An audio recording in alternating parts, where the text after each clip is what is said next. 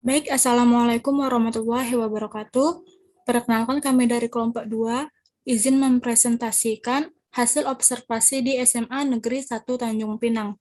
Baik, agar tidak memperpanjang waktu, izinkan saya memperkenalkan nama anggota kelompok saya. Yang pertama ada saya sendiri sebagai moderator, yang kedua ada Jenny Rizky sebagai presentator, yang kedua ada Juliani sebagai presentator, yang keempat ada Muhammad Fadilah sebagai presentator, yang kelima ada Ruzi Mesaro sebagai presentator, yang keenam ada Siska Wanda sebagai presentator, dan yang ketujuh ada Ubaidillah Akbar sebagai presentator.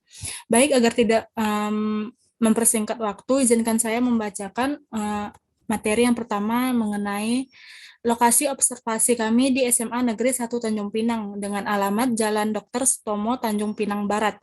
Waktu pelaksanaan observasinya, observasi pertama dilaksanakan pada hari Kamis, tanggal 30 September 2021 di jam 1 sampai di jam 4. Observasi kedua di hari Kamis juga pada tanggal 14 Oktober 2021 di jam 9 sampai jam 13.20, tepatnya di setengah 2. Sasarannya yaitu Laboratorium Biologi SMA Negeri 1 Tanjung Pinang. Nah, profil sekolahnya, nama sekolahnya SMA Negeri 1 Tanjung Pinang dengan NPSN 11 triple 0433 atau 30132050201. Status sekolahnya yaitu negeri, status akreditasinya A.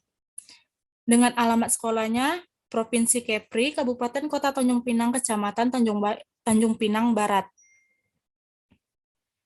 Dengan kepala sekolahnya Bapak Dr. Imam Syafi'i, SPD MSI, pendidikan terakhir yaitu pasca sarjana dengan jurusan Magister Administrasi Publik.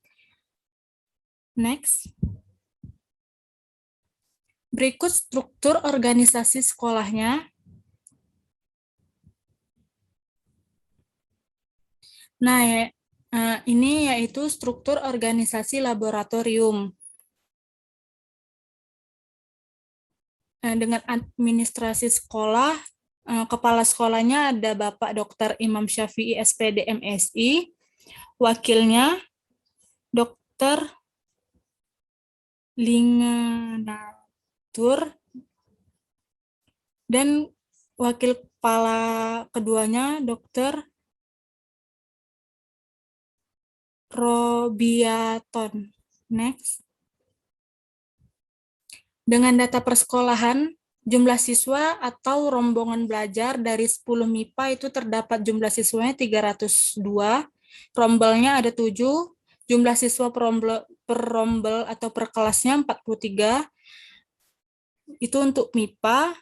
10 MIPA, untuk 11 MIPA ada jumlah siswanya 337, jumlah kelas atau jumlah rombelnya ada 8, jumlah siswanya 42, 12 MIPA, jumlah siswanya 271, jumlah kelasnya atau jumlah rombelnya 7 kelas, jumlah siswa perombelnya ada 39.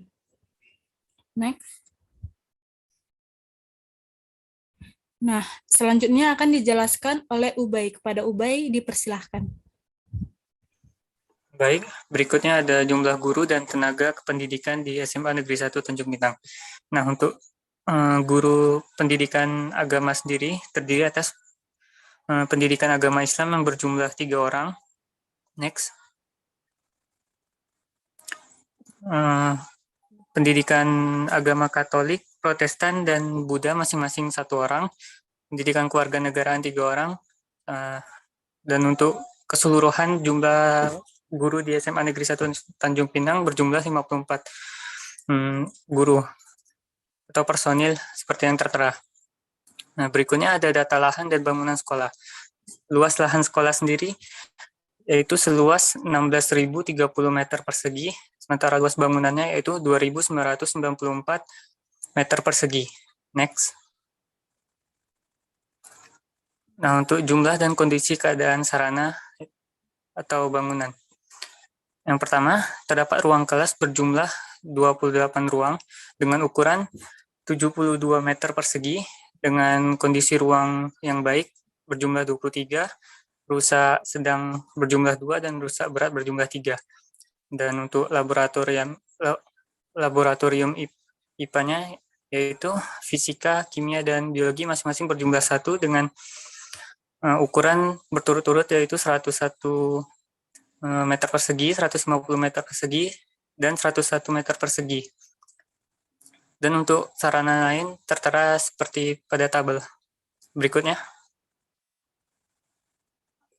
Nah, untuk daftar ekstrakurikuler sendiri, beberapa di antaranya yaitu seperti publikasi dan dokumentasi, desain grafis, seni lukis, seni musik, paduan suara, seni tari, pramuka, drum band, kelompok ilmiah remaja atau KIR, jurnalistik, majalah dinding atau mading, dan forum debat bahasa Indonesia. Dan untuk keseluruhan ekstrakurikulernya dapat dilihat pada tabel yang tertera. Next.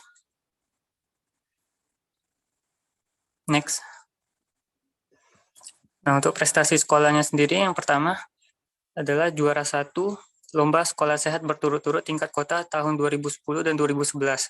Juara 2 Lomba Kebersihan tingkat kota tahun 2011.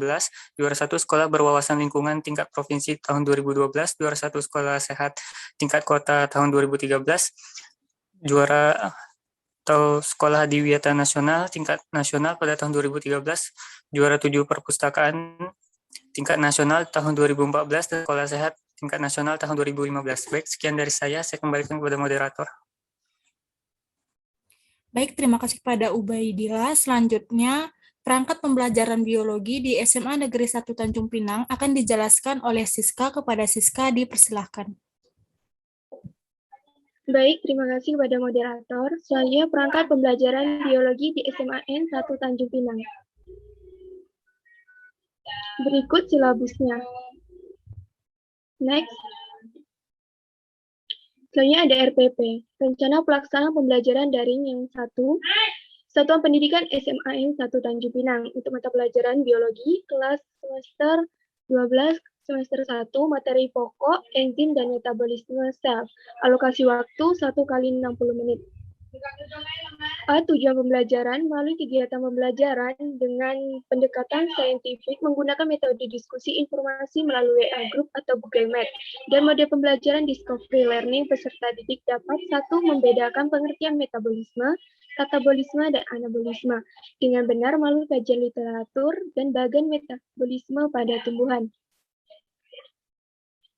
Saya B. Kompetisi dasar. 3.2 menjelaskan proses metabolisme sebagai reaksi enzimatis dalam makhluk hidup. 4.2 menyusun laporan hasil percobaan dengan mekanisme kerja enzim, fotosintesis, dan respirasi anaerob. Yang C. Media dan sumber belajar. Media belajar laptop, internet, grup Google Meet, LMS SMAN 1. Untuk sumber belajarnya, buku biologi kelas 12, buku teks biologi SMA kelas 12. Penyusun Irna Ningtyas, penerbit Erlangga, Jakarta, tahun 2018. Program peminatan kelompok matematika dan ilmu-ilmu pengetahuan alam, MIPA, bab 2, buku PR Intan Pariwara, bahan ajar di LMS. Yang D. Kegiatan pembelajaran, 1. Kegiatan pendahuluan. A. Guru melakukan salam pembuka atau berdoa, menanyakan kabar siswa dan mengecek kehadiran siswa melalui WA Group atau Google Meet. Yang B. Guru memberikan motivasi agar siswa tetap semangat belajar di masa pandemi COVID-19. Yang C. Persepsi. D. Guru menginformasikan tujuan dan materi yang akan dipelajari dan teknik penilaian selama daring. Untuk yang kedua, kegiatan inti, A. Peserta didik diberi motivasi untuk memusatkan perhatian pada materi metabolisme dengan cara mengamati gambar metabolisme tumbuhan, membaca materi dari sumber belajar atau bahan ajar yang telah tersedia di LMS. Yang B. Peserta didik diberikan stimulus berupa bahan anabolisme dan katabolisme yang akan didiskusikan di WA Group atau Google Meet.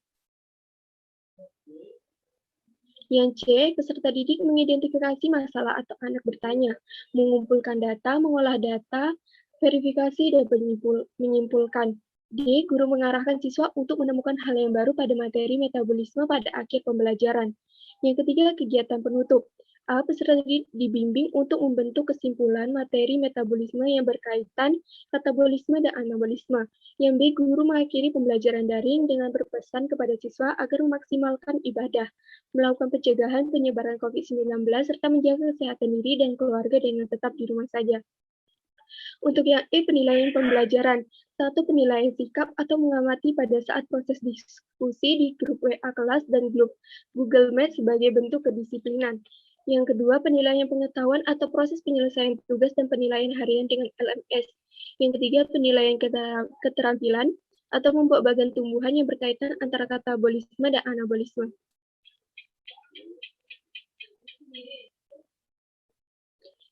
Nah, selanjutnya ada rencana pelaksanaan pembelajaran daring yang kedua. Satuan Pendidikan SMA 1 Tanjung Pinang, mata pelajaran biologi kelas 12 semester 1, materi pokok enzim dan metabolisme sel, alokasi waktu 1 kali 60 menit. Untuk A, tujuan pembelajaran melalui kegiatan pembelajaran dengan pendekatan saintifik, menggunakan metode diskusi informasi melalui WA Group, Google Meet, dan model pembelajaran Discovery Learning.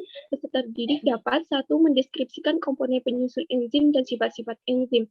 Yang kedua, menjelaskan cara kerja enzim dan mekanisme inhibitor yang menghalangi kerja enzim. Yang ketiga, menjelaskan faktor-faktor yang mempengaruhi kerja enzim.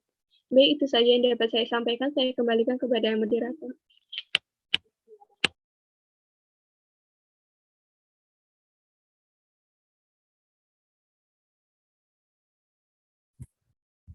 Baik, terima kasih Siska. Selanjutnya akan dijelaskan oleh Jenny. Kepada Jenny, dipersilahkan.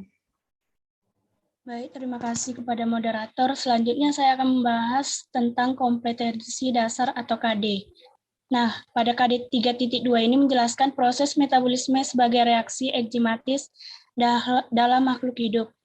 KD 4.2 itu menyusun laporan hasil percobaan tentang mekanisme kerja enzim, fotosintesis, dan respirasi anaerob. C, media dan sumber belajar. Sama aja dengan silabus yang sebelumnya. Next.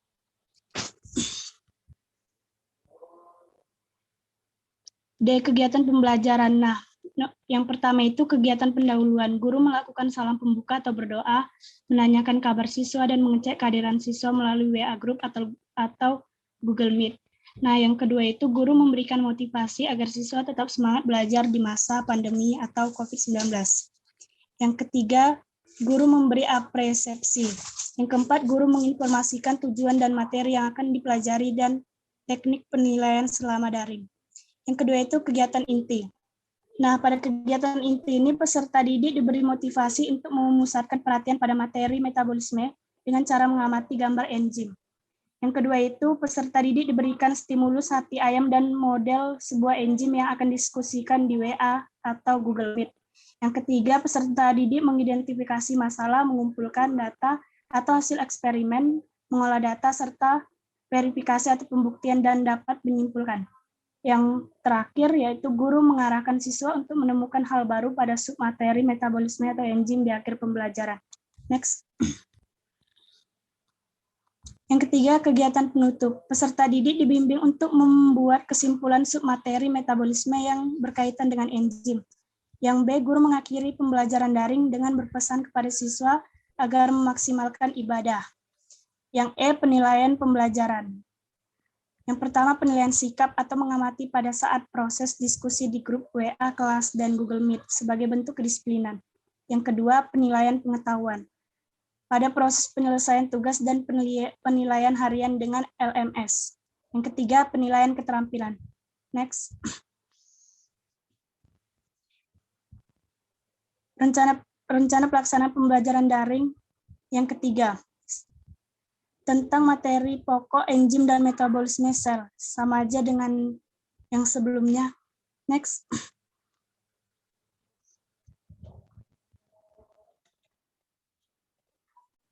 Nah, media dan sumber belajarnya sama juga dengan yang sebelumnya, menggunakan laptop, internet, WA Group, serta Google Meet.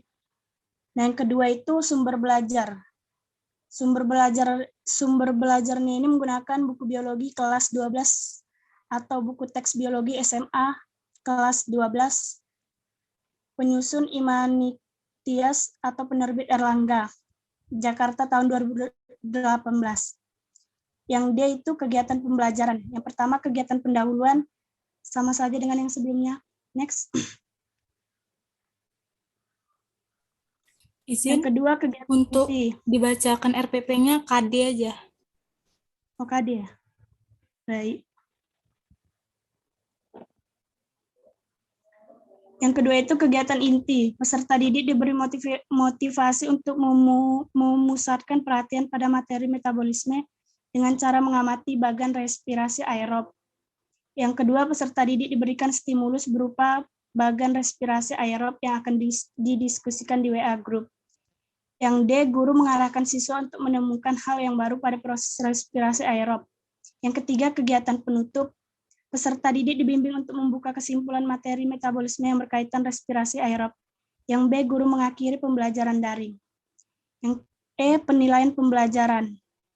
Yang pertama itu penilaian sikap, yang kedua penilaian pengetahuan, yang ketiga penilaian keterampilan. Itu saja yang dapat saya sampaikan. Saya kembalikan kepada moderator. Baik, terima kasih kepada Kak Jenny. Selanjutnya, mengenai RPP daring yang keempat akan dijelaskan oleh Juliani. Kepada Juliani, dipersilahkan. Baik, rencana pelaksanaan pembelajaran daring 4. Kompetisi dasar, yaitu menjelaskan proses metabolisme sebagai reaksi enzimatis dalam makhluk hidup. Yang kedua, menyusun laporan hasil percobaan tentang mekanisme kerja enzim, fotosintesis, dan respirasi aerob. Dan pada rencana pelaksanaan pembelajaran daring 5, Satuan Pendidikan SMA 1 Tanjung Pinang, mata pelajaran biologi, kelas 11 semester 1, materi pokok, enzim dan metabolisme sel, alokasi waktu 1 kali 60 menit. Kompetisi dasar yaitu yang pertama menjelaskan proses metabolisme sebagai reaksi enzimatis dan makhluk hidup.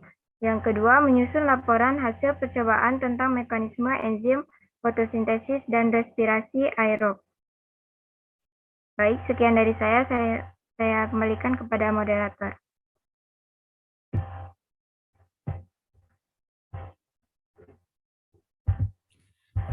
Baik, terima kasih kepada Juliani. Untuk slide selanjutnya akan dijelaskan oleh Muhammad Fadilah. Kepada Muhammad Fadilah, dipersilahkan. Baiklah, saya akan menjelaskan tentang rencana pembelajaran daring yang ke-6, yaitu Satuan Pendidikan SMA Negeri 1 Tanjung Pinang, mata pelajaran biologi kelas atau semester kelas 12, semester 1, materi pokok enzim dan metabolisme sel, alokasi waktu 1 kali 60 menit. Tujuan pembelajaran, melalui kegiatan pembelajaran dengan pendekatan saintifik, penggunaan metode diskusi informasi melalui WA Group atau Google Meet, dan mode pembelajaran discovery learning peserta didik dapat menjelaskan faktor-faktor yang mempengaruhi peristiwa fotosintesis. Yang B-nya kompetensi dasar atau KD. 3.2 menjelaskan proses metabolisme sebagai reaksi enzimatis dalam makhluk hidup. 4.2 menyusun laporan hasil percobaan tentang mekanisme kerja enzim, fotosintesis, dan respirasi anaerob. Next. C. Media dan sumber belajar. Media belajar, yang pertama laptop, internet, WA Group, Google Meet, LMS SMA Negeri 1 Tanjung Pinang, link, peralatan eksperimen, diagnose. 2. Sumber belajar, buku biologi kelas 12, buku teks biologi SMA atau MA kelas 12, menyusun Imagnititas, penerbit Erlangga, Jakarta tahun 2018, program peminatan kelompok matematika dan ilmu pengetahuan alam atau MIPA, bab 2, buku PR Intan Pariwara, bahan ajar di LMS. D. Kegiatan belajar. 1. Kegiatan pendahuluan. 2. Guru melakukan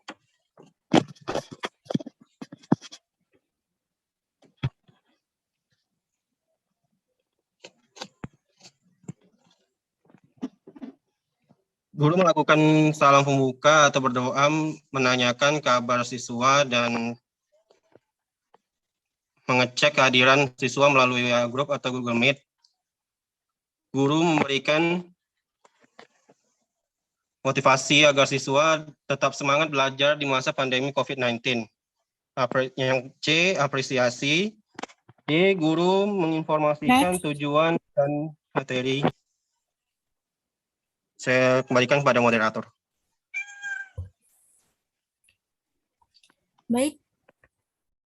Terima kasih kepada Fadil. Untuk selanjutnya, karena Zoom 40 menit akan dijelaskan oleh Ruzi. Kepada Ruzi, dipersilahkan. Baik, terima kasih kepada moderator. Di sini saya akan menjelaskan mengenai metode pembelajaran biologi yang terdapat pada Sekolah SMA Negeri 1 Tanjung Pinang. Nah, pada saat offline, pembelajaran biologi ini lebih menerapkan metode diskusi, tanya jawab, dan juga presentasi. Dan pada saat online, pembelajaran biologi menggunakan metode eksperimen, presentasi, dan tanya jawab. Nah, kemudian media yang digunakan dalam pembelajaran biologi di SMA Negeri 1 Tanjung Pinang. Media pembelajaran yang digunakan adalah PowerPoint atau PPT, gambar-gambar yang ada di internet terkait materi yang akan diajarkan seperti pada materi kelas 12, yaitu respirasi aerob tentang proses glikolisis dekarboksilasi oksidatif. Nah, guru memaparkannya via Google Meet, sehingga peserta didik dapat memahaminya dengan baik. Setelah itu, peserta didik diminta untuk menjelaskan kembali terkait materi yang telah dijelaskan oleh gurunya, sehingga guru dapat mengetahui sampai di mana pemahaman peserta didik tersebut. Next. Baik, selanjutnya itu ada sumber atau referensi buku-buku. Nah, pada saat pembelajaran biologi ini, sumber pembelajaran yang disediakan oleh sekolah ini berupa buku pegangan terbitan Erlangga. Kemudian pada saat praktikum, biasanya ini guru membuat lembar kerja siswa. Selain itu juga merujuk pada sumber yang lain. Misalnya pada praktikum sistem pencernaan, guru membuat LKPD atau lembar kerja peserta didik yang berisi tujuan, alat, dan bahan, objek yang diamati, pertanyaan-pertanyaan, dan kesimpulan yang nantinya akan diisi oleh peserta didik.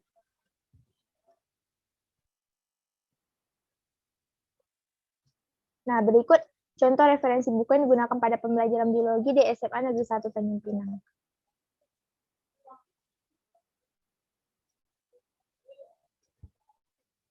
Baik, selanjutnya ada proses pembelajaran praktikum sebelum dan saat pandemi. Nah, sebelum pandemi ini praktikum dilakukan secara berkelompok, yang mana dilakukan di dalam laboratorium dan ada kalanya dilakukan di luar laboratorium pada KD-KD tertentu seperti materi fotosintesis dan pada enzim katalase yang dilakukan di laboratorium. Selain itu, pada saat proses pembelajaran ini, guru dapat mengetahui keterampilan siswa dalam menggunakan alat dan bahan laboratorium. Nah, pada saat pandemi, praktikum ini dilakukan secara daring oleh masing-masing siswa melalui platform ataupun aplikasi Google Meet dengan dipraktikkan atau diperagakan oleh guru.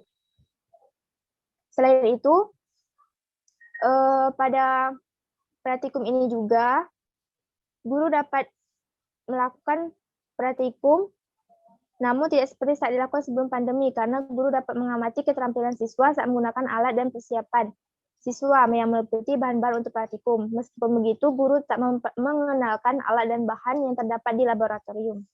Next.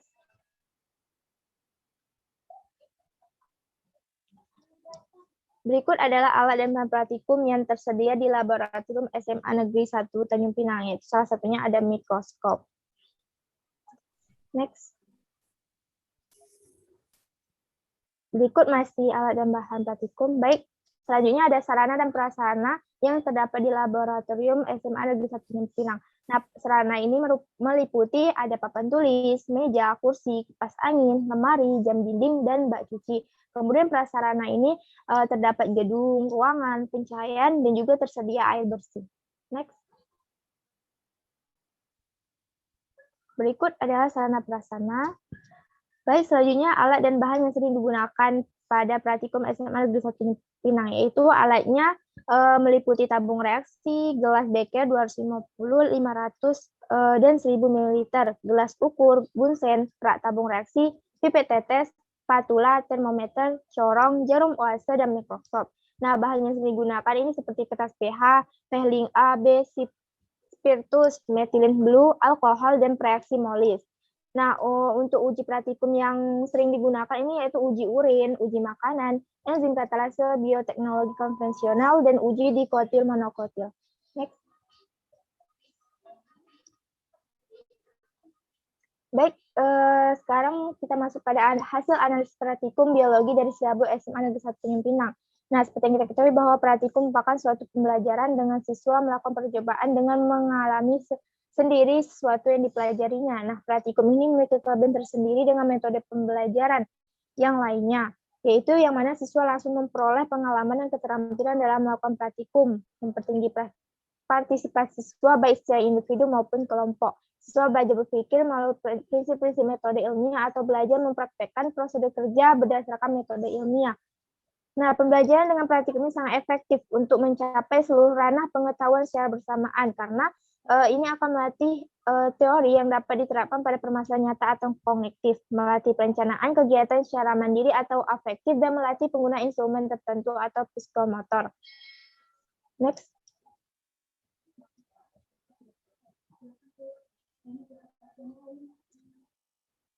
Nah, adapun hasil analisis praktikum yang kami maaf Juli, slide sebelumnya. Baik, adapun hasil analisis praktikum yang kami dapatkan dari hasil pelaksanaan observasi pada silabus biologi di SMA Negeri 1 Pinang, yaitu berupa materi yang dapat dijadikan praktikum. Nah, dari hasil analisis silabus kelas 12 SMA Negeri 1 Pinang pada mata pelajaran biologi semester 1 dan 2, materi yang kami ambil untuk jadikan praktikum adalah sebagai berikut. Next. Nah, yang materi kami ambil yaitu tentang materi metabolisme sel atau enzim. Nah, pada materi tersebut dapat dijadikan praktikum seperti melakukan eksperimen enzim katalase, melakukan eksperimen tentang fermentasi alkohol, dan melakukan eksperimen untuk mengetahui faktor-faktor yang mempengaruhi fotosintesis dan membuktikan hasil akhir fotosintesis. Nah, dari ketiga percobaan tersebut yang kami jadikan praktikum ini adalah kami mengambil praktikum mengenai eksperimen tentang fermentasi alkohol. Next. Baik, sekian penjelasan dari saya kembalikan kepada moderator. Baik, terima kasih kepada Ruzi. Berakhir pula penjelasan dari Ruzi tadi, berakhir pula presentasi kami pada sore hari ini. Kami mohon maaf bila ada kesalahan kata yang disengaja maupun yang tidak disengaja. Pamit undur diri. Sekian, wassalamualaikum warahmatullahi wabarakatuh.